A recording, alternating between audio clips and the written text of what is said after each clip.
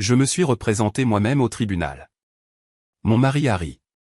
Tu es trop pauvre pour engager un avocat, a-t-il dit. Tout le monde était d'accord. Je me suis levé. J'ai commencé à parler. Après ma première phrase, la salle d'audience s'est figée. On m'a traité de délirante. On a dit que j'entrais dans un abattoir sans armes. Dans le monde impitoyable des litiges de divorce à enjeux élevés, on ne se représente tout simplement pas soi-même contre un requin comme Jameson Brox. C'est du jamais vu, surtout quand il a engagé l'avocat le plus redoutable de la ville pour vous éviscérer. Tout le monde dans le département 42 s'attendait à un massacre ce matin-là. Il s'attendait à ce que Kiana Bell pleure, signe les papiers d'une main tremblante et disparaisse dans la pauvreté d'où elle venait. Jameson, certainement. Il a même éclaté de rire quand je me suis levé. Mais mon mari avait oublié une chose cruciale. La personne qui aide à construire l'empire sait généralement exactement où les corps sont enterrés. Ce qui s'est passé au cours des 3 jours suivants n'a pas seulement fait taire son rire. Cela a stupéfié tout le système juridique et a révélé un secret si sombre que le juge a menacé de faire arrêter tout le monde dans la salle. C'est l'histoire de l'épouse qui a joué l'idiote seulement pour faire échec et mat au roi. Le rire n'était pas subtil. C'était un son riche et rauque qui rebondissait sur les murs en acajou de la cour supérieure. C'était le son d'un homme qui n'avait jamais perdu un seul jour de sa vie. Jameson Brox s'adossa dans son fauteuil en cuir italien, lissant le revers de son costume anthracite à 3000 $. Il se tourna vers son avocat, Harrison Howard, un homme connu dans les cercles juridiques comme « le boucher », parce qu'il ne laissait rien derrière lui. Jameson chuchota assez fort pour que la moitié de la salle entende. « Regarde-la, Harrison. Elle porte cette robe que je lui ai achetée pour un gala de charité il y a 5 ans. C'est pathétique. Elle se croit dans un film. » Harrison Howard ne rit pas. C'était un homme aux cheveux argentés et aux yeux comme du silex éclaté. Il se contenta de sourire en coin, tapotant son stylo plume en or contre la lourde table en chêne. « Laisse-la jouer la comédie, Jameson. Ça rend la mise à mort plus facile. Le juge Coleman déteste les pertes de temps. Elle sera condamnée pour outrage à la cour avant le déjeuner. » De l'autre côté de l'allée, à la table de la plaignante, j'étais assise. Je me sentais petite. La climatisation du tribunal tournait à plein régime et je frissonnais légèrement dans l'air froid. Contrairement à la table de la défense, qui était encombrée de parajuristes, d'ordinateurs portables coûteux et de piles de preuves reliées, ma table était vide, à l'exception d'un unique bloc-notes jaune et d'un gobelet en plastique d'eau tiède. Je gardais la tête baissée. J'avais mes cheveux bruns tirés en arrière dans un chignon sévère et sage. Pour un observateur occasionnel, je ressemblais à une femme vaincue. Je ressemblais à une femme au foyer qui avait été échangée contre un modèle plus récent, en l'occurrence l'assistante personnelle de Jameson, Destiny Price, âgée de 24 ans. Très bien, beugla l'huissier. La lourde porte derrière le banc du juge s'ouvrit, et l'honorable juge de clan Coleman entra dans la pièce d'un pas rapide. Coleman était un juriste de la vieille école. Il n'avait aucune patience pour la théâtralité et encore moins pour l'incompétence. Il ajusta ses lunettes et regarda le rôle d'un air renfrogné. Affaire numéro 4920. Brox contre Bell, grommela le juge Coleman. Nous sommes ici pour l'audience finale sur le partage des biens et la pension alimentaire. Comparution. Harrison Howard se leva souplement, boutonnant sa veste. Harrison Howard, représentant l'intimé, Monsieur Jameson Brox, votre honneur. Le juge regarda ma table. Et pour la requérante? Je me levai. Ma chaise racla bruyamment le sol, un son dur dans la pièce silencieuse. Jameson gloussa de nouveau, couvrant sa bouche d'une main bien manucurée. Kiana Bell, votre honneur, dis-je. Ma voix était douce et légèrement tremblante, me représentant moi-même. Le juge Coleman regarda par-dessus ses lunettes. Il poussa un long soupir las qui signalait qu'il redoutait déjà ce procès. Madame Bell, je vais vous poser la question une seule fois, et je veux que vous écoutiez attentivement. Votre mari est le PDG de Brox Dynamics. Les biens matrimoniaux en question sont estimés à plusieurs dizaines de millions. Monsieur Howard ici exerce le droit depuis 30 ans. Êtes-vous absolument certaine de vouloir procéder en vous défendant vous-même? Vous apportez un couteau à beurre à une guerre nucléaire, madame. Je n'ai pas les moyens d'engager un avocat, votre honneur, dis-je en regardant mes mains. Jameson a coupé mon accès au compte joint il y a 6 mois. Harrison Howard se leva d'un bond. Objection. Votre honneur, Monsieur Brox a simplement sécurisé les actifs pour empêcher les dépenses futiles. Nous avons offert à Madame Bell un règlement généreux de 50 000 $ pour couvrir sa transition. Elle l'a refusé par dépit. 50 000 $. Le juge haussa un sourcil. Pour un patrimoine de cette taille? C'est plus que ce qu'elle avait en entrant dans le mariage, dit Harrison doucement. Elle était serveuse quand ils se sont rencontrés, votre honneur. Elle n'a aucune connaissance financière. Nous essayons de protéger le patrimoine. Je vois, dit le juge. Il me regarda. Madame Bell, je vous conseille vivement de reconsidérer le règlement. Si vous continuez, vous serez tenu aux mêmes normes qu'un avocat en exercice. Je ne vous tiendrai pas la main. Si vous ne vous opposez pas, les preuves sont admises. Si vous ne déposez pas les bonnes requêtes, vous perdez. Comprenez-vous? Je levai les yeux. Pendant une fraction de seconde, la peur dans mes yeux sembla s'évanouir, remplacée par quelque chose de plus froid et de plus dur. Mais ce fut si rapide que Jameson ne le vit pas. Je comprends, votre honneur, dis-je. Je suis prête. Jameson se pencha vers Harrison. Regarde ça. Elle va pleurer dans 10 minutes. Monsieur Howard, votre déclaration liminaire, ordonna le juge. Harrison Howard se dirigea vers le centre de la pièce. Il n'utilisait pas de notes. C'était un artiste. Votre honneur, commença Harrison, sa voix de baryton est digne de confiance. Cette affaire est simple. C'est une tragédie, oui, mais une tragédie simple. Jameson Brox est un visionnaire. Il a bâti Brox Dynamics d'une start-up de garage à un empire mondial de la logistique.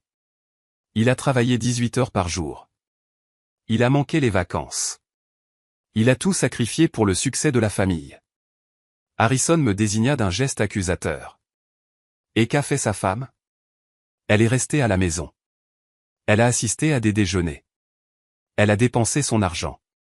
Et maintenant que le mariage s'est malheureusement brisé en raison de différences irréconciliables, elle veut la moitié. Elle veut démanteler une entreprise qui emploie des milliers de personnes juste pour financer un style de vie qu'elle n'a rien fait pour mériter. Nous prouverons qu'un contrat de mariage existe, un qu'elle prétend avoir perdu, et que ses contributions au mariage étaient négligeables. Nous demandons à la Cour de limiter la pension au minimum légal et d'accorder à Monsieur Brox la pleine rétention des actions de la société. Il s'assit. C'était une ouverture standard et solide. Elle dépeignait Jameson comme le héros travailleur et moi comme la sangsue. Madame Bell, dit le juge. Votre déclaration liminaire. Soyez brève. Je contournai la table. Je n'allai pas au pupitre. Je me tins maladroitement au milieu de l'allée, tenant mon bloc-notes jaune contre ma poitrine comme un bouclier. Mon mari, James, et moi, commençai-je, la voix tremblante. Il dit que je n'ai rien fait.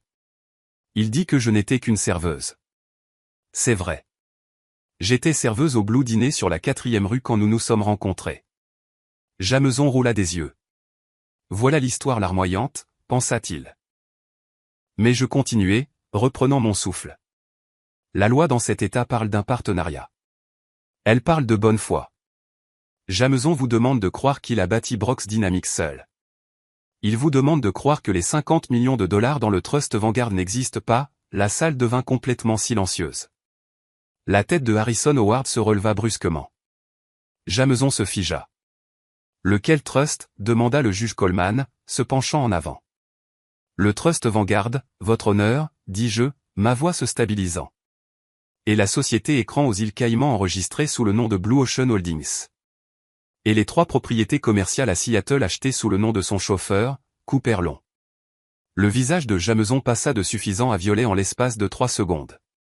Il frappa la table de sa main. C'est un mensonge. Elle ment. Monsieur Brox, asseyez-vous, aboya le juge. Il tourna son regard vers moi. La pitié avait disparu, remplacée par un intérêt vif. Madame Bell, ce sont des allégations sérieuses. Alléguer des actifs cachés sans preuve est un moyen rapide de voir votre affaire rejetée et de payer les frais juridiques de l'autre partie. Je sais, votre honneur, dis-je. Je retournai à ma table et pris un seul document. Je n'ai pas de diplôme en droit, mais j'ai les factures et j'ai les registres de virements bancaires. Je tendis un papier à l'huissier. Marqué comme pièce à conviction A, dis-je doucement. Harrison Howard arracha la copie des mains de l'huissier. Ses yeux parcoururent la page. C'était un registre de virement bancaire, un transfert de 4 millions de dollars de Brox Dynamics à un compte générique aux Caïmans. Harrison regarda Jameson. Tu m'as dit que les comptes étaient propres, siffla-t-il. Ils le sont, chuchota James frénétiquement, la sueur perlant sur son front. Ce compte est crypté. Il n'y a aucun moyen qu'elle puisse avoir ça. Elle ne sait même pas comment utiliser un tableur. Je me rassis. Je regardai Jameson et, pour la première fois, je souris. Ce n'était pas un sourire heureux. C'était le sourire d'un chasseur qui venait de poser le piège. Appelez votre premier témoin, Monsieur Howard, dit le juge, sa voix baissant d'un octave. Et ça a intérêt à être bon. L'atmosphère dans la salle d'audience avait changé. Ce n'était plus un massacre. C'était une bagarre. Harrison Howard était cependant un vétéran aguerri. Il savait comment se reprendre. Il fourra le papier dans sa mallette, le rejetant comme un faux ou un malentendu à traiter plus tard. J'appelle Monsieur Bennett Sanders à la barre, annonça Harrison. Bennett Sanders était le directeur financier de Jameson. C'était un homme avec un tic nerveux et un costume qui coûtait plus cher que ma première voiture. Il prêta serment. M. Sanders, commença Harrison en faisant les 100 pas, vous gérez les finances de Brox Dynamics. Correct? C'est exact, dit Sanders. Connaissez-vous les affirmations de la plaignante concernant des actifs cachés aux îles Caïmans ou un trust Vanguard? Je n'ai jamais entendu parler de telles choses, mentit Sanders doucement. Nos livres sont audités annuellement. Tout est en règle. Madame Bell confond probablement les dépenses d'exploitation standard avec la fantaisie qu'elle a inventée. Merci, dit Harrison, regardant le juge. Vous voyez, votre honneur, une méconnaissance de la finance d'entreprise complexe. Il se tourna vers moi. Votre témoin. Je me levai. Je n'apportais pas mon bloc-notes cette fois. Je m'approchai directement de la barre des témoins. Je regardai Bennett Sanders dans les yeux. Sanders s'agita sur son siège. Il me connaissait depuis 10 ans. Il venait dîner pour Noël. Il savait que je faisais de très bonnes lasagnes. Il ne savait pas que je savais lire un bilan. Bonjour, Bennett, dis-je. Madame Bell, acquiesça-t-il avec raideur. Bennett, vous souvenez-vous du séminaire d'entreprise à Aspen en 2021? Ah, oui, j'y étais. Vous souvenez-vous m'avoir donné votre ordinateur portable à garder pendant que vous alliez skier parce que vous aviez peur de le laisser dans le coffre-fort de la chambre d'hôtel? Sanders cligna des yeux. C'est possible. Je ne me souviens pas, moi, je m'en souviens, dis-je. Vous étiez très ivre ce soir-là, Bennett. Vous m'avez dit que le mot de passe était l'anniversaire de votre fille. 14 juillet 2012. Objection, cria Harrison. Pertinence. J'y viens, votre honneur, dis-je calmement. Bennett, est-il vrai que Brox Dynamics utilise un logiciel appelé Shadow Ledger pour la comptabilité interne? Le visage de Sanders perdit toute couleur. C'est un outil standard de l'industrie. Vraiment? Je sortis un bout de papier de ma pile. Parce que j'ai fait des recherches. Shadow Ledger est un système de comptabilité en partie double conçu spécifiquement pour maintenir 2 jeux de livres. Un pour l'IRS et un pour les propriétaires. Est-ce correct? J'invoque le 5e amendement, balbutia Sanders. La salle d'audience halta. Vous ne pouvez pas invoquer le 5e amendement dans un procès de divorce civil concernant une procédure d'entreprise à moins d'admettre un crime, Monsieur Sanders, tonna le juge Coleman. Répondez à la question. Il a cette capacité, chuchota Sanders. Je continuai, implacable. Dans la nuit du 14 décembre 2023, juste 3 jours avant que Jameson ne demande le divorce, avez-vous supervisé un transfert de 6 millions de dollars étiqueté honoraire de consultation à une société appelée Orion Group? Jameson m'a dit de le faire, lâcha Sanders, regardant son patron avec panique. Il a dit que c'était pour une expansion future. Et qui possède Orion Group, Bennett? Je ne sais pas, mentit Sanders. Je me tournai vers le juge. Votre honneur, je voudrais soumettre la pièce à conviction B.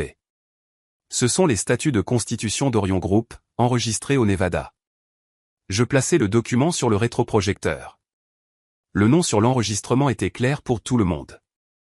Destiny Price. La salle d'audience éclata. Jameson se prit le visage dans les mains. Destiny Price était la maîtresse. Ordre. Ordre. Le juge Coleman frappa de son marteau. Il foudroya Jameson Brox du regard. M. Howard, contrôlez votre client et vos témoins ou je commencerai à émettre des sanctions qui vous feront tourner la tête. Harrison Howard regarda Jameson avec un venin pur. Tu m'as dit que la fille n'était pas impliquée dans les finances, siffla-t-il. Elle ne l'est pas, chuchota James en retour, terrifié. J'ai juste utilisé son nom. Je ne pensais pas que Kiana le trouverait. C'est une femme au foyer, Harrison. Elle tricote. Je retournai à ma table. Je m'assis et pris une gorgée d'eau. Ma main tremblait violemment maintenant. L'adrénaline se dissipait, me laissant nauséeuse. Je regardais Jameson. Il ne riait plus. Il me regardait avec un mélange de peur et de confusion. Il ressemblait à un homme qui était entré dans sa propre maison et avait trouvé un étranger assis dans son fauteuil. Mais je savais que ce n'était que le début. Exposer l'argent était la partie facile. La partie difficile était de prouver pourquoi je le méritais. Car Jameson avait encore une carte à jouer, une carte qui pouvait détruire ma réputation et me laisser sans rien, peu importe l'argent. Harrison se leva. Il ajusta sa cravate. Il avait l'air dangereux maintenant. Le sourire en coin avait disparu, remplacé par le regard froid et calculateur d'un prédateur qui avait été blessé. Votre honneur, dit Harrison, sa voix glaciale. Nous aimerions passer outre les finances pour un moment. Nous aimerions aborder la question de la conduite. Nous appelons mademoiselle Kiana Bell à la barre. Je me figeai. C'était ça. Le contre-interrogatoire. Je me levai et me dirigeai vers la barre des témoins. Madame Bell, commença Harrison en s'approchant de moi, envahissant mon espace personnel. Vous semblez très bien informée sur les affaires de votre mari aujourd'hui. Étonnamment bien. Je suis attentive, dis-je. Vraiment? Harrison sourit en coin. Parce que selon une déclaration sous serment de votre ancien psychiatre, le docteur Rowan Cox, vous souffrez de délire paranoïaque. N'est-il pas vrai que vous avez été interné en 2018 pour une dépression nerveuse? La salle redevint silencieuse. C'était le linge sale. J'ai cherché de l'aide pour une dépression, dis-je tranquillement. J'ai perdu un enfant. Ah, oui, dit Harrison, sa voix dégoulinant de fausse sympathie. Une tragédie. Mais pendant ce temps, vous avez accusé votre mari de vous espionner. Vous l'avez accusé de vous manipuler psychologiquement. Vous étiez sous médicaments, n'est-ce pas? Oui. Et n'est-il pas vrai, Harrison se pencha, que vous avez l'habitude de fabriquer des histoires pour attirer l'attention, que vous êtes, en termes médicaux, une narratrice peu fiable? Je regardai le juge, puis Jameson. Jameson souriait de nouveau. C'était son récit. Kiana la folle. La triste Kiana la folle. J'étais sous médicaments, dis-je, ma voix gagnant une force que je n'avais pas ressentie depuis des années. J'étais sous médicaments parce que mon mari me manipulait psychologiquement, et je peux le prouver aussi. Harrison Howard laissa échapper un petit rire dédaigneux et secoua la tête. Comment, demanda-t-il, regardant le juge avec un sourire narquois. Avec d'autres documents volés, Madame Brox? Non, dis-je calmement. Avec les enregistrements. Harrison cessa de rire instantanément. Son sourire s'évapora. Quels enregistrements, demanda-t-il. L'État de New York est un État où le consentement d'une seule partie est requis pour l'enregistrement audio, dis-je, citant parfaitement de mémoire le numéro de la loi. Pendant les 2 dernières années de notre mariage, j'ai porté un enregistreur vocal numérique dans ma poche. Chaque menace, chaque aveu, chaque fois que Jameson m'a dit qu'il me détruirait si j'essayais de le quitter, j'ai tout. Je plongeai la main dans mon sac fourre-tout et mes doigts se refermèrent sur le plastique froid d'une petite clé USB noire. Je la sortis et la brandis pour que toute la salle la voie. Pièce à conviction c'est, votre honneur, dis-je. Jameson bondit sur ses pieds si vite qu'il renversa sa lourde chaise en cuir avec un fracas. Elle ne peut pas faire ça, cria-t-il, son visage devenant rouge tacheté. C'est une conversation privée, Harrison. Arrête là. Asseyez-vous, rugit le juge. La voix du juge Coleman résonna sur les murs en acajou. Monsieur Howard, si votre client parle une fois de plus sans y être autorisé, je le ferai bâillonner par l'huissier. Jameson se figea, la poitrine haletante, et se laissa lentement retomber sur sa chaise. Le juge Coleman tourna son regard vers moi. Madame Brox, vous me dites que vous avez des preuves audio de l'intimé admettant quoi exactement? Je regardai droit dans les yeux de Jameson. Je regardai droit dans ses yeux bleus terrifiés. Admettant la fraude, votre honneur, et admettant qu'il a payé le docteur Rowan Cox pour falsifier mon diagnostic afin de me garder sous contrôle. Le silence dans la salle d'audience était lourd et suffocant.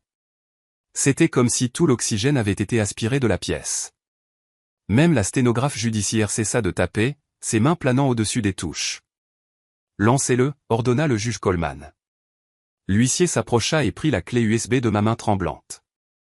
Il la brancha dans le système audiovisuel du tribunal. Un écran de projection descendit lentement du plafond, affichant une simple interface de lecteur multimédia. Le juge Coleman s'adossa dans son fauteuil à haut dossier, son visage illisible. M. Howard, j'autorise cela en vertu de l'exception de crime ou de fraude au privilège conjugal. Si cet enregistrement contient des preuves d'un crime, votre objection est rejetée avant même que vous ne la formuliez. Harrison Howard n'objecta pas. Il était trop occupé à regarder son client avec un air d'horreur naissante. Jameson serrait le bord de la table de la défense si fort que ses jointures étaient blanches. Il ressemblait à un homme regardant le compte à rebours d'une bombe qu'il ne pouvait pas arrêter. Lancez-le, répéta le juge. Les haut-parleurs du tribunal grésillèrent, puis une voix emplit la pièce. C'était sans équivoque celle de Jameson Brox. L'audio était clair, enregistré dans un espace avec un léger écho, probablement notre salle de bain principale avec ses hauts plafonds et ses sols en marbre. Arrête de pleurer, Kiana, ricana la voix enregistrée. C'est pathétique. Tu crois vraiment que quelqu'un va te croire? Tu es une décrocheuse scolaire qui a eu de la chance. Je sais ce que tu fais avec les comptes aux Caïmans, Jameson, dit ma voix sur l'enregistrement, semblant petite et effrayée. J'ai vu les papiers dans ta mallette. Le rire de Jameson sur l'enregistrement était cruel. Tu as vu des papiers, tu ne sais même pas ce que tu regardais. Mais disons que si. Disons que tu le dis à quelqu'un. Qui vont-ils croire? Le PDG d'une entreprise du Fortune 500 ou la femme au foyer hystérique qui a passé un mois dans un service psychiatrique? C'est toi qui m'y as mise, murmurai-je sur la bande. Tu as dit au docteur Cox de dire que j'étais paranoïaque. Je ne lui ai rien dit, se vanta la voix de Jameson. Je l'ai acheté. 50 000 $, c'est beaucoup d'argent pour un psy avec des dettes de jeu. Il écrira le diagnostic que je veux. Paranoïa, schizophrénie, bipolaire. Fais ton choix. Si tu essaies de toucher à mon argent, Kiana, je ne me contenterai pas de divorcer. Je te ferai interner de façon permanente. Je m'assurerai que tu baves dans une tasse pour le reste de ta vie pendant que je profite de mon argent avec quelqu'un qui l'apprécie. Maintenant, dégage de ma vue. L'enregistrement s'arrêta. Le silence qui suivit fut plus fort que l'enregistrement lui-même. C'était un silence lourd et suffocant qui pesait sur tout le monde. Le juge Coleman retira lentement ses lunettes de lecture. Il les nettoya avec un petit chiffon en microfibre, ses mouvements délibérés et terriblement calmes. Il les remit et regarda la table de la défense. Monsieur Howard, dit le juge, sa voix à peine un murmure, mais tranchant la pièce comme un couteau. Votre client vient-il d'admettre avoir soudoyé un professionnel de la santé pour falsifier un diagnostic de santé mentale dans le but de discréditer un témoin? Harrison Howard se leva. Il était pâle. Le sang avait quitté son visage. Votre honneur, je n'ai jamais entendu cet enregistrement auparavant. Je ne peux pas vérifier son authenticité. Il pourrait s'agir de technologie deepfake. Il pourrait être généré par l'IA. Ce n'est pas de l'IA, dis-je de ma table. Je me levai, mes jambes se sentant plus fortes maintenant. Parce que je ne suis pas venu seul, votre honneur. J'ai un témoin. Qui, lança Jameson, sa voix se brisant. Qui as-tu? Tu n'as pas d'amis. Je t'ai isolé de tout le monde. Je regardai au fond de la salle d'audience. Les lourdes portes en chêne s'ouvrirent. Un homme entra. Il était débraillé. Il portait un costume bon marché qui était de taille trop grand et taché au col. Il avait l'air de ne pas avoir dormi depuis une semaine. Il marchait en traînant les pieds, ses yeux parcourant nerveusement la pièce. C'était le docteur Rowan Cox. Jameson haleta, le son résonnant dans la pièce silencieuse. Non, murmura-t-il. J'appelle le docteur Rowan Cox à la barre, annonçai-je. Harrison Howard regarda Jameson avec un venin pur. Tu avais dit qu'il était en Europe, siffla Harrison. Tu avais dit qu'il était injoignable. Il l'était, siffla Jameson en retour. J'ai payé son billet d'avion. Le docteur Cox prit place à la barre. Il refusa de regarder Jameson. Il regarda le sol, ses mains tremblant violemment alors qu'il en posait une sur la Bible pour prêter serment. Docteur Cox, dis-je en m'approchant de la barre des témoins. Vous m'avez traité en 2018, n'est-ce pas? Oui, marmonna Cox. Et vous avez signé une déclaration sous serment soumise par Monsieur Howard ce matin affirmant que je souffre de délire paranoïaque sévère. Cette déclaration est-elle vraie? Cox leva les yeux vers le juge. Il regarda l'huissier qui se tenait près de la porte, une main posée sur sa ceinture. Cox déglutit difficilement. Non, chuchota Cox. Parlez plus fort, docteur, aboya le juge Coleman. Non, cria Cox, des larmes montant à ses yeux injectés de sang. Ce n'est pas vrai. Elle est saine d'esprit. Elle a toujours été saine d'esprit. J'ai tout inventé. La galerie éclata. Les journalistes tapaient furieusement sur leur téléphone et se chuchotaient des choses. Pourquoi avez-vous menti, docteur? Demandai-je doucement. Cox pointa un doigt tremblant vers Jameson. Parce qu'il me l'a dit. Il a payé mon bookmaker. Je devais $40 000 à des gens peu recommandables à Atlantic City. Jameson a payé. Il m'a dit de la manipuler psychologiquement. Il m'a dit de lui prescrire de lourds sédatifs pour qu'elle ait l'air confuse en public. J'avais besoin de l'argent. Je suis désolé, Kiana. Je suis tellement désolé. Objection. Rugit Harrison, désespéré d'arrêter l'hémorragie. Ce témoin est clairement sous la contrainte. Il n'est pas fiable. La seule contrainte que je vois, Monsieur Howard, dit le juge Coleman, ses yeux se rétrécissant en fente, c'est la subornation de témoin que votre client vient de commettre. Asseyez-vous avant que je ne vous joigne en tant que co-accusé. Harrison s'assit lentement. Il déplaça sa chaise de 15 cm loin de Jameson, mettant une distance physique entre lui et les retombées radioactives. Je regardais mon mari. Jameson n'était plus le magnate arrogant. Il transpirait, ses cheveux parfaitement gominés commençant à tomber sur son front. Il avait l'air petit. Je n'ai pas d'autres questions pour ce témoin, dis-je. Docteur Cox, dit le juge d'un ton menaçant, vous ne devez pas quitter ce bâtiment. L'huissier vous escortera dans une salle d'attente. Le procureur du district sera très intéressé par votre témoignage. Alors que le docteur Cox était emmené, sanglotant dans ses mains, la salle d'audience ressemblait à une cocotte minute sur le point d'exploser. Je retournai à ma table. J'avais gagné la bataille de la réputation. J'avais prouvé que je n'étais pas folle. Mais je devais encore prouver où était l'argent et pourquoi c'était important. Car Jameson ne me cachait pas seulement de l'argent. Il le cachait à tout le monde. Madame Brox, dit le juge, son ton maintenant respectueux. Avez-vous d'autres preuves concernant les actifs? Oui, votre honneur, dis-je. Mais pour cette partie, je vais avoir besoin d'une calculatrice et je vais avoir besoin que la cour examine le fonds de pension des employés de Sterling Dynamics. La tête de Jameson se releva d'un coup. Si les regards pouvaient tuer, j'aurais été morte sur le coup. La peur dans ses yeux n'était plus seulement liée au divorce. C'était la peur primale de la prison. Le fonds de pension, chuchota Harrison Howard. Il se tourna vers Jameson. Que as-tu fait, Jameson? Dis-le-moi tout de suite. Si tu me mens encore, je m'en vais. C'est compliqué, balbutia Jameson. J'ai emprunté dessus.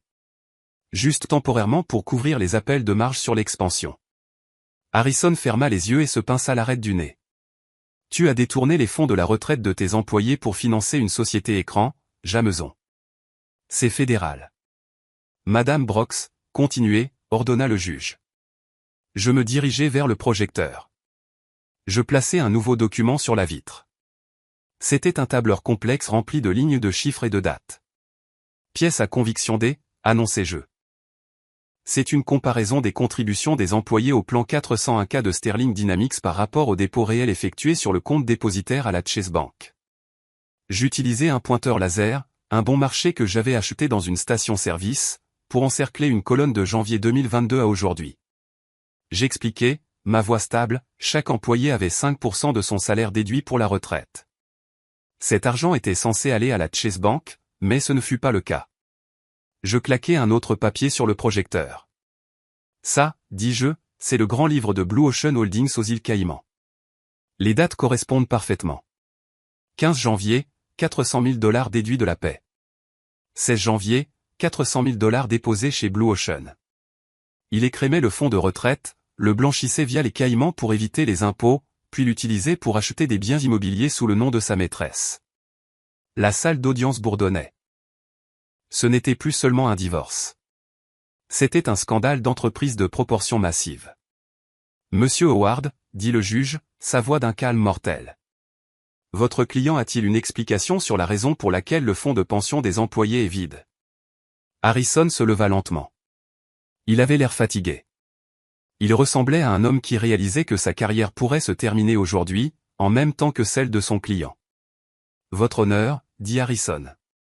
Nous demandons une suspension. Je dois m'entretenir avec mon client concernant une éventuelle responsabilité pénale. Refusé, dit le juge Coleman instantanément. Nous sommes au milieu d'un procès. Si votre client souhaite invoquer ses droits du 5e amendement contre l'auto-incrimination concernant le détournement de fonds, il peut le faire. Mais cela me permettra de tirer une conclusion défavorable concernant les biens matrimoniaux. En termes simples, Monsieur Howard, s'il reste silencieux pour éviter la prison, il perd le divorce. S'il parle pour gagner le divorce, il va en prison. Choisissez. C'était l'échec et mat ultime. Jameson se leva. Il bouscula Harrison. C'est ridicule, cria Jameson. Je suis le PDG. C'est mon entreprise. Je peux déplacer le capital où je veux. J'allais le rembourser. C'était un prêt-relais. Un prêt-relais non autorisé par le conseil d'administration, demandai-je calmement de ma table. Parce que j'ai les procès-verbaux des réunions du conseil ici, Jameson. Tu ne leur as jamais dit. En fait, tu as licencié l'auditeur interne qui a posé des questions à ce sujet le mois dernier, n'est-ce pas? Monsieur Cole était incompétent, hurla Jameson, son visage devenant d'un rouge cramoisi. Tout comme toi. Tu te crois si intelligente, Kiana. Tu penses que tu peux me faire tomber. J'ai bâti cet empire. Je suis Sterling Dynamics. Sans moi, tu n'es rien. Tu n'es qu'une serveuse. Monsieur Brox. Le juge frappa de son marteau. Contrôlez-vous.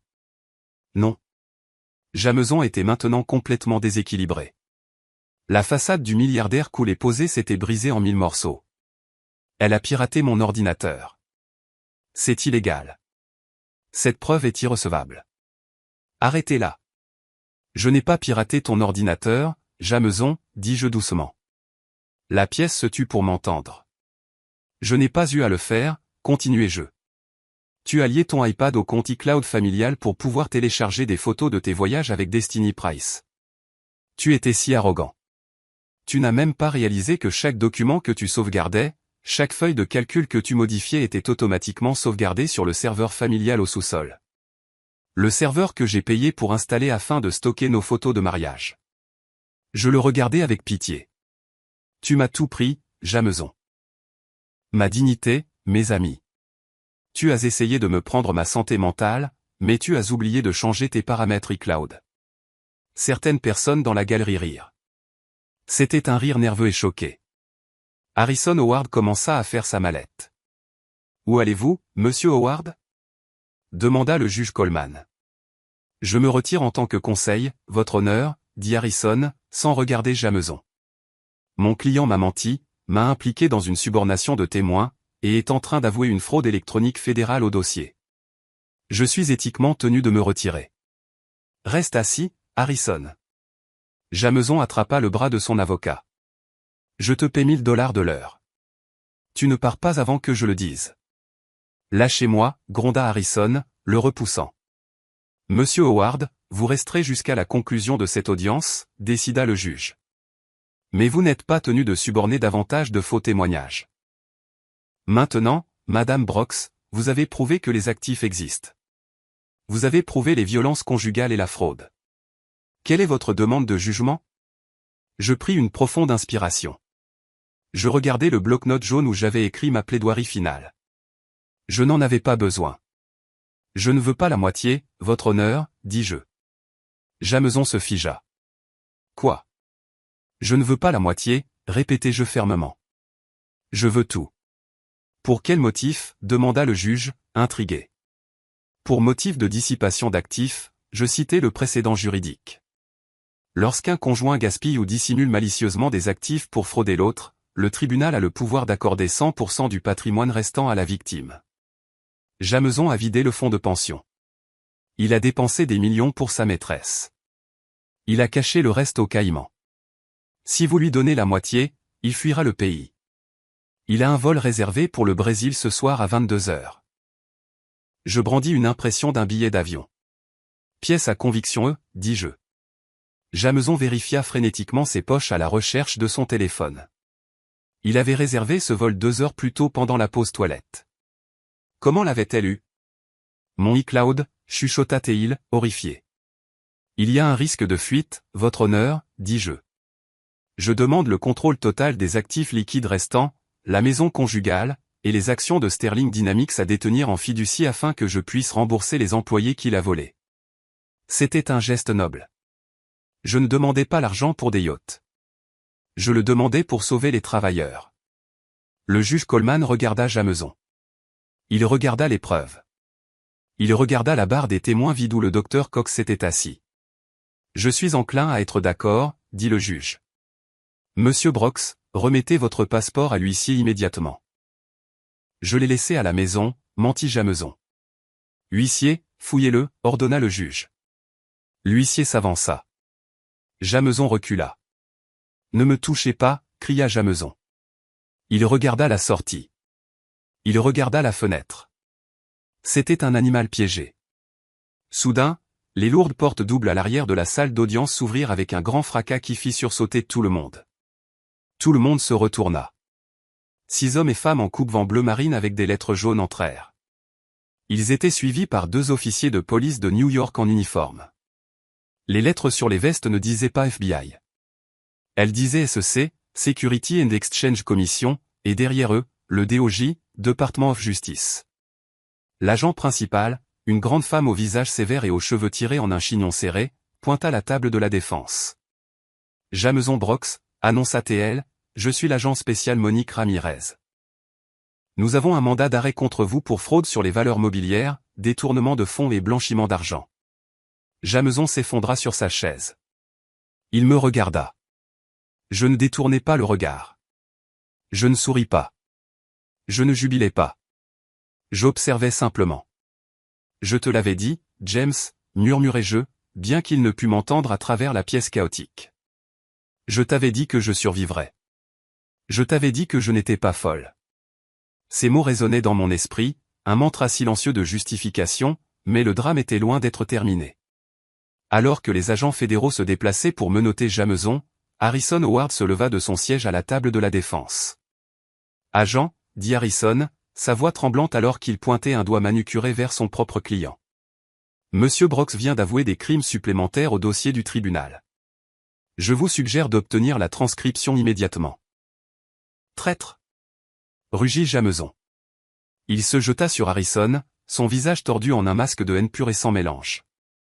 Le chaos de l'arrestation de Jameson Brox prit 20 minutes à se dissiper.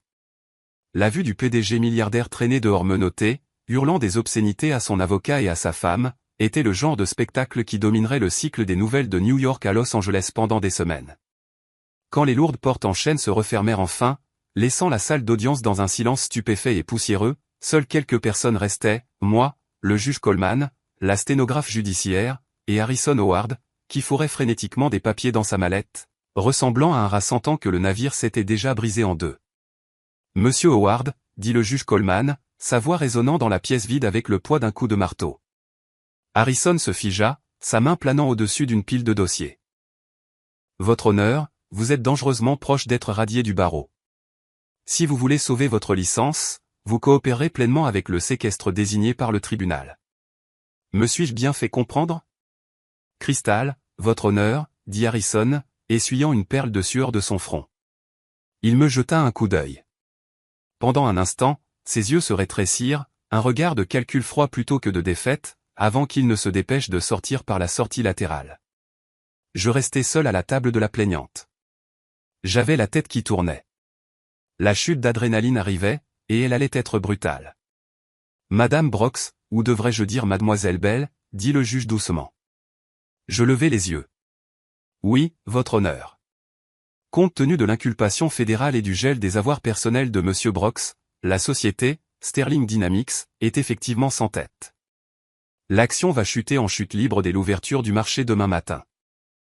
Des milliers d'emplois sont en jeu, je sais, dis-je, ma voix stable malgré le tremblement de mes mains. C'est pourquoi j'ai demandé le contrôle. Le juge Coleman hocha lentement la tête. Je vous accorde une tutelle d'urgence sur les actions avec droit de vote détenues par le patrimoine conjugal. Jusqu'à ce que le divorce soit finalisé ou que le procès pénal se termine, vous êtes l'actionnaire majoritaire.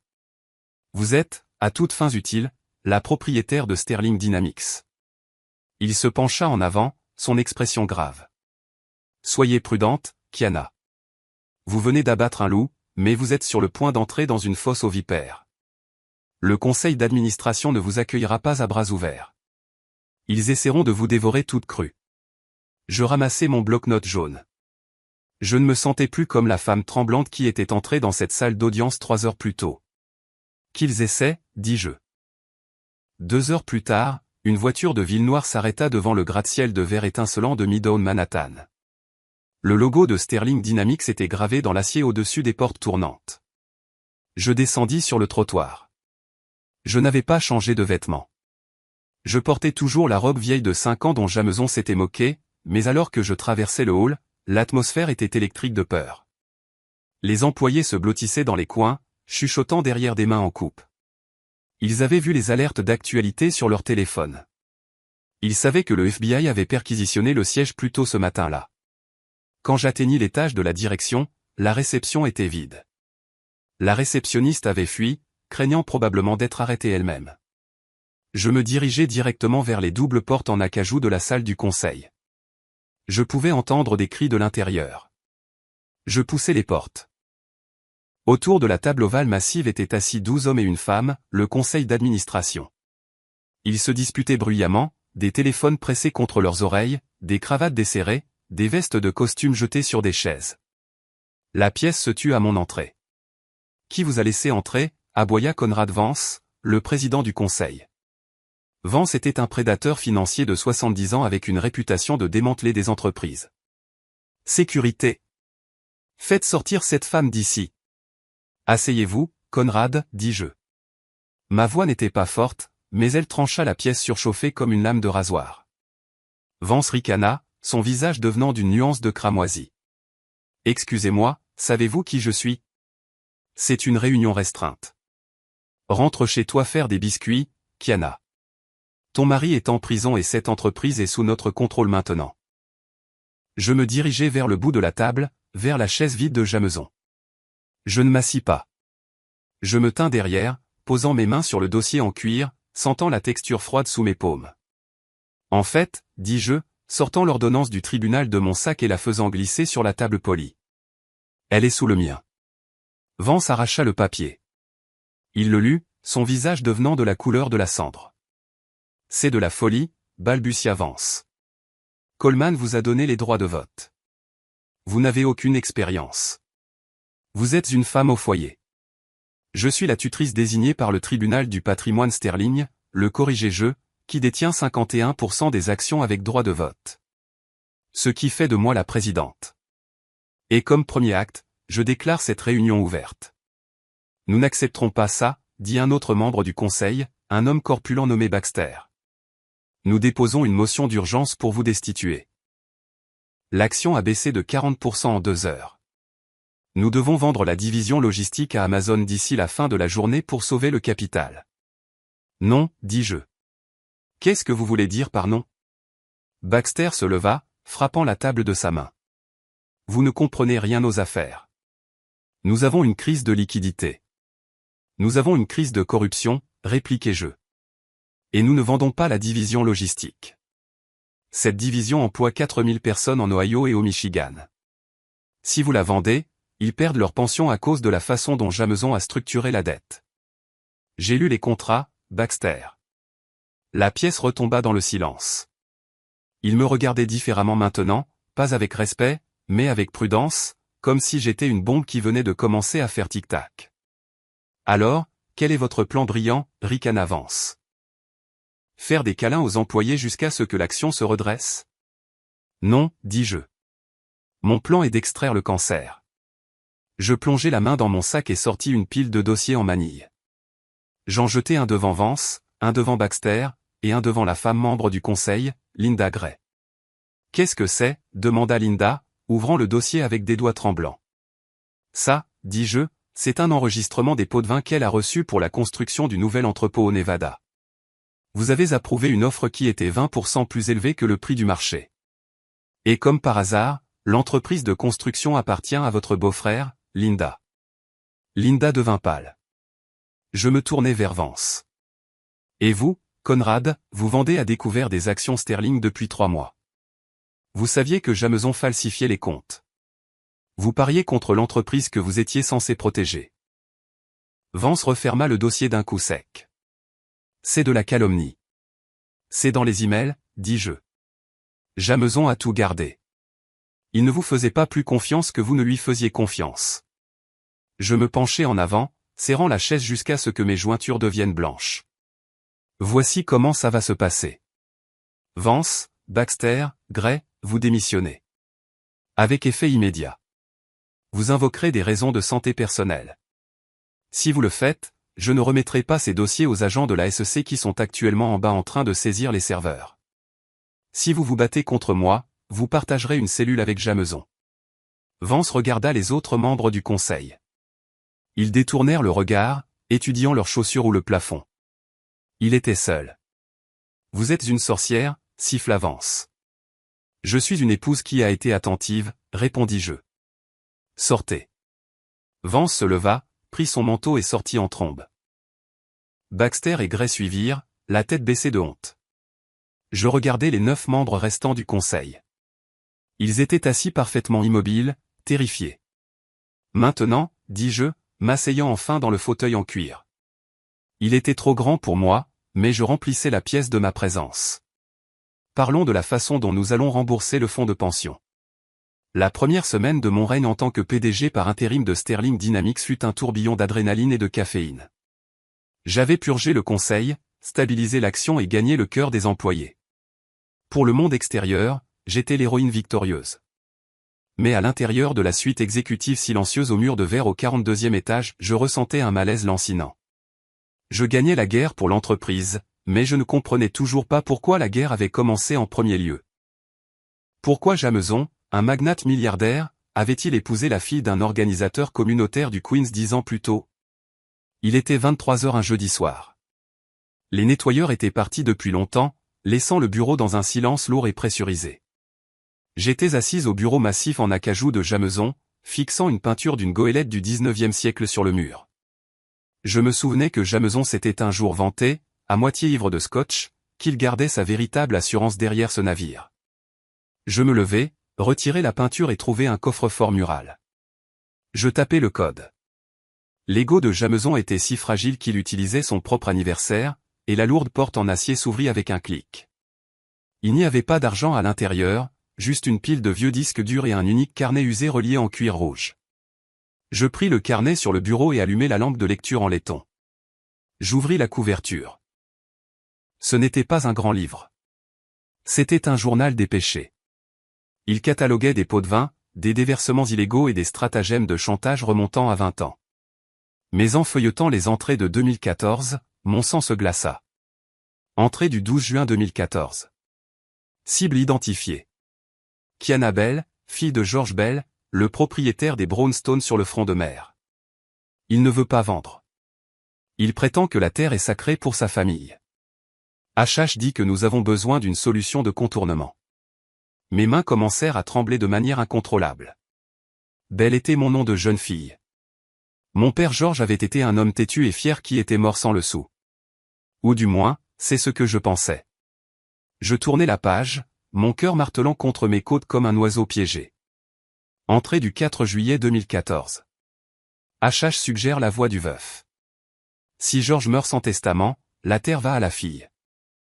Si j'épouse la fille, la terre devient un bien matrimonial. Nous pouvons contourner la société de préservation historique. C'est plus propre qu'un rachat. Je haletais, un son rauque dans la pièce vide. La romance, les fleurs, la façon dont Jameson m'avait accidentellement bousculé au café. Ce n'était jamais de l'amour. C'était une acquisition d'entreprise. Je n'étais rien de plus qu'un titre de propriété avec un battement de cœur. Mais l'entrée suivante brisa mon âme. Entrée du 15 août 2014. Problème résolu.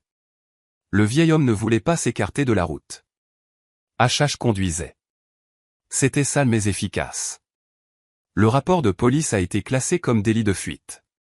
Pas de témoin. Nous possédons la fille maintenant. Des larmes brouillèrent ma vision.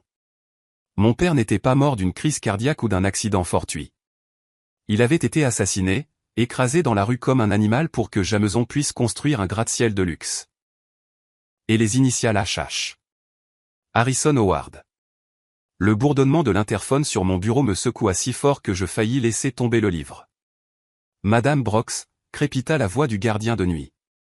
Monsieur Howard est ici. Il dit qu'il a des papiers urgents concernant l'accord de plaidoyer. Je fixai l'interphone, paralysé. Le meurtrier était dans le hall. Faites-le monter, chuchotai-je, ma voix me semblant étrangère. J'avais quelques secondes. Je glissai le carnet rouge dans mon sac à main. Je glissai mon téléphone sous une pile de dossiers, activant l'enregistrement sur l'application mémo vocale. J'attrapai une bombe de gaz poivré que j'avais commencé à porter depuis le début du divorce et la cachai dans ma paume, la dissimulant sous un dossier. L'ascenseur sonna. Le son était assourdissant dans le bureau silencieux. Harrison Howard entra. Ce n'était pas l'avocat élégant aujourd'hui. Il portait un trench coat sombre, les yeux cernés de rouge, ressemblant à un homme qui avait regardé dans l'abîme et avait cligné des yeux. « Vous travaillez tard, Kiana, dit Harrison, fermant la lourde porte en chêne derrière lui. Le loquet cliqua. Vous vous êtes adapté au trône assez naturellement. Que voulez-vous, Harrison, demandai-je. Je restai derrière le bureau, mes doigts serrés sur le dossier. Je suis ici pour vous sauver, mentit Harrison, se dirigeant vers le bar. Il se servit un scotch, sa main stable. Jameson est en train de craquer. Il va tout balancer aux fédéraux. Moi, le conseil, vous. Mais je peux vous protéger, Kiana. Je peux m'assurer que votre nom reste en dehors de l'acte d'accusation. Je n'ai rien fait de mal, dis-je en le surveillant comme un faucon. Ça n'a pas d'importance, sourit Harrison, une expression froide et reptilienne. Il contourna le bureau, envahissant mon espace. J'ai besoin d'un levier. J'ai besoin du carnet, Kiana. J'arrêtai de respirer. Je ne sais pas de quoi vous parlez. Ne jouez plus l'idiote, soupira Harrison, s'appuyant contre le bord du bureau. J'ai suivi le journal biométrique. Vous avez ouvert le coffre. Vous savez pour le terrain. Vous savez pour l'accident. Ce n'était pas un accident, dis-je, ma voix tremblant de rage. Vous l'avez tué. Vous avez tué mon père. Le silence qui suivit était assez lourd pour briser des os. Harrison ne nia pas. Il prit une gorgée de sa boisson, l'air ennuyé. C'était nécessaire, dit-il simplement. George était un obstacle. Nous l'avons retiré et vous avez eu une vie de luxe en échange. Était-ce vraiment un si mauvais marché? Vous êtes un monstre, murmurai-je. Je suis un pragmatique, me corrigea Harrison. Il posa le verre. Maintenant, donnez-moi le livre. Si le DOJ met la main dessus, c'est une accusation de meurtre. Je ne tomberai pas seul, Kiana. Je planterai des preuves que c'est vous qui conduisiez la voiture. Qui croiront-ils? La veuve éplorée ou l'ex-femme avide? Il tendit la main. Le livre, maintenant. Je regardai la porte. Elle était à 6 mètres. Je regardai Harrison. D'accord, dis-je en plongeant la main dans mon sac. Vous gagnez. Je sortis le carnet rouge. Les yeux de Harrison s'illuminèrent de cupidité. Il tendit la main pour le prendre. Je lançai le livre haut en l'air au-dessus de sa tête. L'instinct de Harrison prit le dessus. Il se retourna, se jetant pour attraper la preuve avant qu'elle ne touche le sol. Dans cette fraction de seconde, je laissai tomber le dossier, lever le gaz poivré et déchaîner un jet de feu orange brûlant directement sur son visage. Harrison hurla, le son primal et terrifiant. Il se frotta les yeux, reculant en trébuchant dans le bar. Le verre se brisa alors qu'il s'écrasait contre les étagères. Je n'hésitai pas. J'attrapai le carnet sur le sol et je me mis à courir. Sorcière, rugit Harrison, frappant aveuglément. Tu es morte. Je courus vers l'ascenseur, frappant de ma main le bouton d'appel. Allez. Allez. Je pouvais entendre Harrison trébucher dans le couloir derrière moi, maudissant dans une rage aveugle. Les portes s'ouvrirent. Je me jetai à l'intérieur et appuyai sur le bouton du hall. Alors que la porte se refermait, je vis Harrison faire irruption dans le couloir, son visage enflé et rouge, un éclat de verre brisé à la main. Les portes se fermèrent, m'enfermant.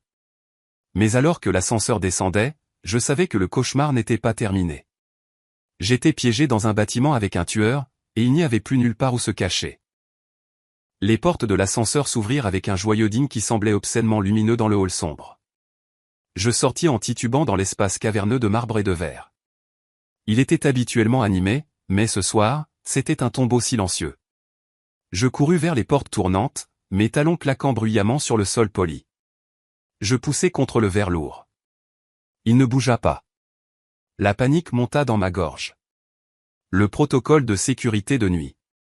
Le bâtiment se verrouillait automatiquement à minuit. Je vérifiai frénétiquement mes poches, mais la carte d'accès de Jameson avait disparu, tombée dans la lutte à l'étage. J'étais piégé. Kiana. Le cri résonna dans la cage d'ascenseur, suivi par le bruit sourd de pas dans la porte de l'escalier de secours. Harrison n'avait pas attendu l'ascenseur. Il descendait les escaliers, et il se rapprochait à chaque seconde. Il avait pris les escaliers, alimenté par une rage meurtrière terrifiante qui semblait défier ses limites physiques. Kiana Bell plongea derrière le massif bureau de sécurité en granit dans le hall juste au moment où la lourde porte en acier de l'escalier s'ouvrit violemment, claquant contre le mur avec une violence qui résonna dans l'atrium vide. Harrison Howard entra en boitant dans le hall caverneux, et il ressemblait à quelque chose sorti d'un cauchemar. Ses yeux étaient injectés de sang et pleuraient des larmes incontrôlables à cause du gaz poivré. Sa peau était tachetée, enflée et rayonnait de chaleur. Dans sa main droite, il serrait un éclat dentelé de cristal lourd, probablement un morceau cassé d'un trophée dans le couloir, maintenant reconverti en un poignard de fortune capable de causer des dommages mortels. « Je sais que tu es là », Kiana entendit Harrison râler, sa voix sonnant comme du gravier broyé contre du verre alors qu'elle rebondissait sur les murs froids en marbre. Le bâtiment est en confinement total. Les portes sont magnétiques. Tu ne peux pas sortir et je t'assure que la police n'arrivera pas à temps pour te sauver. Kiana s'accroupit plus bas, pressant son dos contre la pierre fraîche du bureau, serrant le carnet en cuir rouge contre sa poitrine comme un bouclier. Son autre main serrait son smartphone si fort que ses jointures devinrent blanches. L'écran était allumé. L'appel avec l'agent spécial Monique Ramirez, silencieux mais bien connecté. Tu penses vraiment que tu as gagné, n'est-ce pas, railla Harrison, se déplaçant lentement vers le centre de la pièce. Il chassait au son, inclinant la tête, essayant d'écouter au-delà du flux de sang dans ses propres oreilles. Tu penses que juste parce que tu as trouvé un journal, tu peux nous faire tomber. Jameson est faible. Il l'a toujours été. Mais moi, je résous les problèmes. Je répare les choses, comme j'ai résolu le problème de ton père il y a toutes ces années. Il arrêta de bouger. Dans le silence du hall, la climatisation bourdonnait, mais ce n'était pas suffisant pour masquer le son de la respiration haletante et terrifiée de Kiana derrière le bureau. « Je t'ai trouvé », chuchota Harrison. Il bondit autour du coin du poste de sécurité avec une vitesse surprenante. Kiana hurla, un son brut d'instinct de survie pure, et recula en rampant sur les mains et les genoux, mettant de la distance entre elle et l'homme qui avait détruit sa famille. Elle recula vers la massive fontaine décorative au centre du hall, l'eau cascadant sur ses carreaux d'ardoise.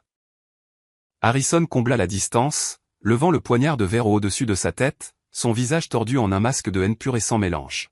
« Donne-moi le livre, Kiana, gronda Teil, la salive volant de ses lèvres.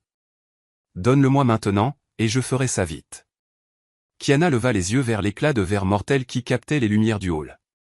Elle regarda l'homme qui avait orchestré les plus grandes tragédies de sa vie. Puis elle baissa les yeux sur le téléphone dans sa main. Quelque chose en elle changea. La peur s'évapora, remplacée par une résolution froide et dure.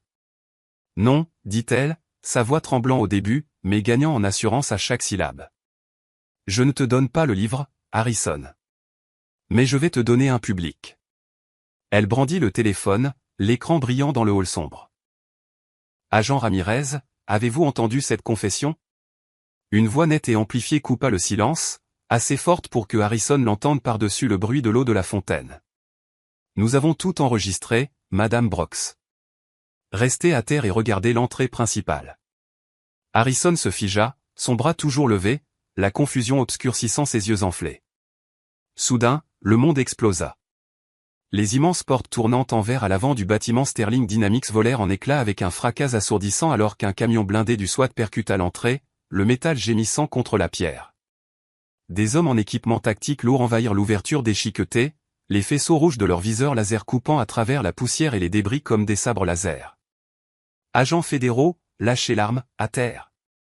Les ordres furent aboyés avec autorité, rebondissant sur les hauts plafonds. Harrison Howard se tenait là, clignant des yeux sous les lumières tactiques aveuglantes, l'air petit et pathétique contre le mur des forces de l'ordre. Réalisant que c'était vraiment fini, que son argent et ses relations ne pouvaient pas le sauver de cela, il laissa tomber l'éclat de verre. Il se brisa sans danger sur le sol en marbre. Il tomba à genoux, levant les mains en signe de défaite. Alors que les officiers l'encerclaient, le menottant et l'emmenant, l'agent spécial Monique Ramirez traversa calmement les débris, ses talons claquant sur le sol. Elle s'approcha de Kiana, qui se tenait près de la fontaine, tremblant alors que l'adrénaline commençait à quitter son corps. « Madame Brox, ça va ?» demanda Ramirez, sa voix s'adoucissant. Kiana prit une profonde inspiration et lui tendit le carnet rouge. « Tenez » chuchota TL, sa voix à peine audible. « Le meurtre, la fraude, l'appropriation des terres, tout est là-dedans. » Chaque page. 6 mois plus tard, la chute de l'empire que Jameson Brox et Harrison Howard avaient bâti était absolue et irréversible. Harrison, privé de toute immunité potentielle en raison des nouvelles preuves accablantes et de sa confession enregistrée, fut accusé de meurtre au premier degré, de racket et de fraude. Il n'alla jamais jusqu'au procès. Il mourut en prison 3 mois après son incarcération, une fin solitaire pour un homme qui pensait posséder le monde. Jameson Brox, face à une montagne de preuves, accepta un accord de plaidoyer. Il accepta 25 ans dans une prison fédérale. La dernière fois que Kiana le vit, il pleurait alors que les huissiers l'emmenaient menotté, son costume cher remplacé par une combinaison de prisonnier qui flottait sur sa silhouette. Mais l'histoire se termina exactement là où elle avait commencé, avec la terre. Par un matin d'automne frais et doré, Kiana se tenait à la tête de la table de la salle du conseil dans le gratte-ciel qui l'intimidait autrefois. Les prédateurs financiers et les avocats habiles étaient partis. À leur place se trouvaient des chauffeurs de camions aux mains calleuses, des chefs d'équipe en polo, et des secrétaires qui avaient fait tourner l'entreprise pendant des décennies. Cette entreprise a été construite sur la terre pour laquelle mon père est mort, leur dit Kiana, sa voix claire et forte. Il croyait en un travail honnête et en la communauté. À compter d'aujourd'hui, Sterling Dynamics n'est plus une société privée. C'est une coopérative appartenant aux employés. Vous possédez les actions. Vous gardez les bénéfices. La pièce éclata en acclamations, en larmes et en applaudissements, un son bien plus doux que n'importe quelle assemblée d'actionnaires. Kiana sortit du bâtiment, l'air d'automne frais sur son visage, et conduisit sa modeste berline jusqu'à un cimetière tranquille juste à l'extérieur des limites de la ville. Elle marcha sur les feuilles craquantes jusqu'à atteindre une pierre tombale simple et bien entretenue. On y lisait « Marcus Bell ». Elle s'agenouilla dans l'herbe, ne se souciant pas des taches sur son jean. « Je l'ai récupéré, papa », chuchota TL, plaçant une copie de l'ordonnance du tribunal sur l'herbe à côté d'un bouquet de lys frais. « J'ai récupéré la terre et je leur ai fait payer ce qu'ils t'ont fait. » Elle se leva, essuyant ses yeux, mais c'étaient des larmes de soulagement, pas de tristesse. Elle n'était plus la serveuse. Elle n'était plus la victime. Elle était Kiana Bell, et elle n'avait jamais été aussi forte. On dit toujours que l'enfer n'a pas de fureur comparable à celle d'une femme bafouée. Mais Kiana a prouvé que la fureur n'est pas toujours bruyante, et elle n'est pas toujours chaotique. Parfois, la vraie fureur est organisée. Elle est patiente et elle est légale. Jameson et Harrison pensaient qu'ils étaient intouchables parce qu'ils avaient l'argent, le pouvoir et la loi à leur solde. Ils se sont moqués de Kiana parce qu'elle n'était qu'une épouse, juste un inconvénient temporaire. Mais ils ont oublié la règle la plus importante de la survie, on n'accule jamais, jamais une femme qui n'a plus rien à perdre. Kiana n'a pas seulement gagné un règlement de divorce. Elle a démantelé un empire criminel brique par brique et a révélé un meurtre vieux de plusieurs décennies. Si vous avez aimé cette histoire de justice servie glacée, veuillez cliquer sur le bouton j'aime. Cela aide vraiment la chaîne à se développer et nous fait savoir que vous voulez plus d'histoires comme celle-ci. N'oubliez pas de vous abonner et d'activer les notifications pour ne jamais manquer le drame. Dites-moi dans les commentaires, pensez-vous que 25 ans était suffisant pour Jameson ou méritait-il la perpétuité comme Harrison ?